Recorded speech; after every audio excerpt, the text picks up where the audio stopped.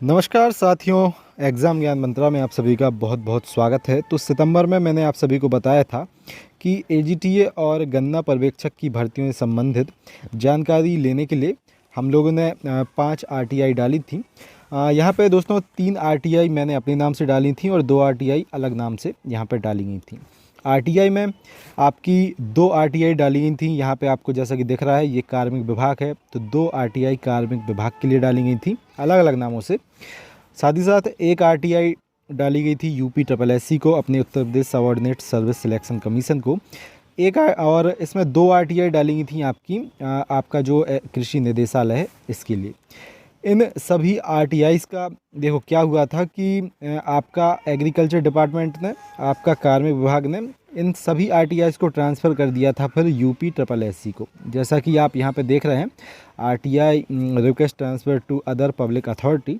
तो इन सभी विभागों ने अपनी जितनी भी रिक्वेस्ट थी आरटीआई, तो 14 तारीख की उन आरटीआई को, ठीक है, 19 तारीख को 19 सितंबर को आपका 5 आरटीआई यूपी ट्रिपल एससी ये ट्रांसफ़र कर दी गई थी। तो अब आयोग की तरफ से वहाँ पे क्या रिप्लाई आया है, क्या बताया गया है, यहाँ पे भी आप ये चेक कर सकते हैं। देखो ये आपका जो कार्मिक विभाग था उसने आरटीआई अपनी, ठीक है, ट्रांसफ़र की थी और एक नया फिर इसका रजिस्ट्रेशन नंबर दिया गया था। Further details will be available on the viewing the status, यानी कि ये जो कार्मिक विभाग है इसने जब आरटीआई आपकी ट्रांसफ़र की थी यूपी ट्रिपल एससी को, ठीक है, तो उसका ये नया रजिस्ट्रेशन नंबर यहाँ पे दिख रहा है। ठीक है, ईमेल आईडी में भी आपको ये दिख रहा होगा, कार्मिक सेक्शन 3@gmail.com। चलिए अब आरटीआई का रिप्लाई क्या आया है उसको देख लो। ये यहाँ पे यूपी ट्रिपल एससी ने रिप्लाई किया है। यूपी ट्रिपल एससी के जो ऑफिशियल्स हैं उनके द्वारा यहाँ पे रिप्लाई किया गया है। अलग अलग ये रिप्लाई है। यहाँ पे आप ये दिया गया है दस्तावेज देखें, इस पर जब क्लिक करेंगे तो कुछ इस प्रकार का आपको यहाँ पे रिप्लाई उनका देखने को मिलेगा। पहला रिप्लाई है जो, उसको अगर हम लोग देखें तो इस प्रकार से आप इसका नंबर देख लेना, ठीक है। ये लास्ट में जो दिया गया है इसमें बताया गया कि आप द्वारा मांगी गई सूचना के संबंध में अवगत कराना है कि शासन से मार्गदर्शन प्राप्त होने पर आयोग स्तर पर अग्रेतर कार्यवाही की जाएगी। शासन से इसमें अनुमति का पूरा कहा गया है। इसका आप नंबर देखते चलना, ठीक है, जो लास्ट में नंबर दिख रहा है 166-76 वाला। अगला जो आरटीआई का रिप्लाई है ये आपका अलग है, इसका आप नंबर चेक कर लो, ठीक है। ये पूर्णतः है, इसमें आरटीआई अलग है, लेकिन इसका जो रिप्लाई बताया गया है बिल्कुल यहाँ पे ये सेम है। इसमें भी सेम रिप्लाई आपका आया है। आप द्वारा मांगी गई सूचना के संबंध में अवगत कराना है कि शासन से मार्गदर्शन प्राप्त होने पर आयोग स्तर से अग्रेतर कार्यवाही की जाएगी। यानी कि 16 तारीख को जो यूपी ट्रिपल एससी में आपका बताया गया था, ये जो आपका रिप्लाई है ना, इसकी डेट और आप देख लो।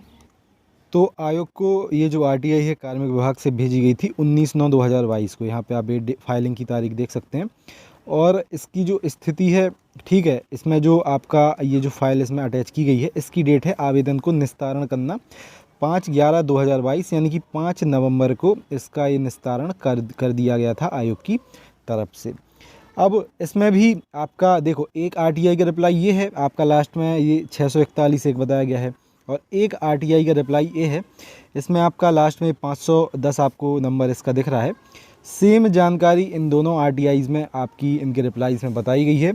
जैसा कि यूपी ट्रिपल एससी में दोस्तों आपकी 16 तारीख को बताया गया था कि 1 या 2 हफ्ते में हम लोग जो आपका 906 वाले केस से संबंधित आपका पूरा मैटर है, आयोग में बताया गया था कि हम लोग कंप्लीट कर लेंगे। सेम इसमें वही बताया गया है कि शासन से हम लोगों ने, ठीक है, शासन से मार्गदर्शन प्राप्त होने पर आयोग स्तर से अग्रेतर कार्यवाही इसकी कर ली जाएगी। तो अब आप बिल्कुल ये मान सकते हैं कि आयोग के अधिकारी इससे संबंधित आपसे 16 तारीख को बिल्कुल सही कह रहे थे।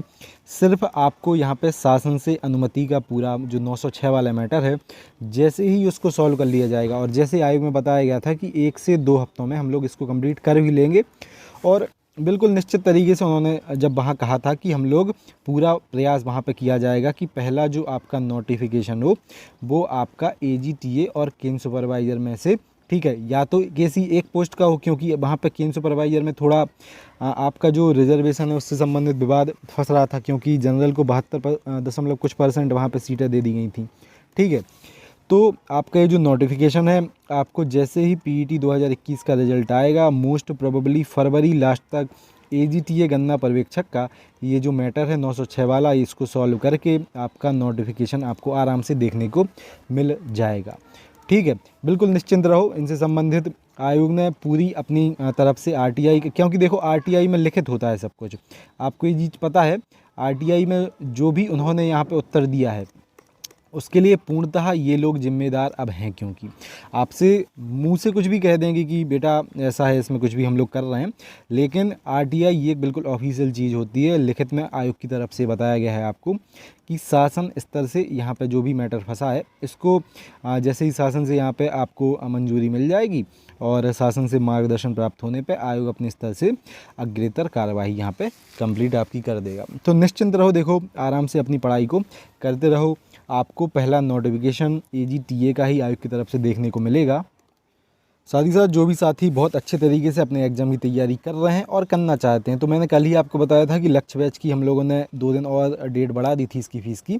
बहुत ही छोटी फ़ीस, आज 23 तारीख इसकी लास्ट डेट है।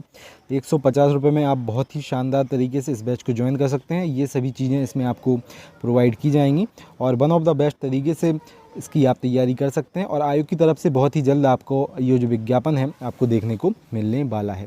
ठीक है, तो इस बैच से रिलेटेड पूरी जानकारी आपको डिस्क्रिप्शन में मिल जाएगी। डिस्क्रिप्शन में इसकी लिंक दी गई है जहां से आप इसको बाय कर सकते हैं। मिलते हैं दोस्तों अगली वीडियो में फिर। जय हिंद, जय भारत, भारत माता की जय।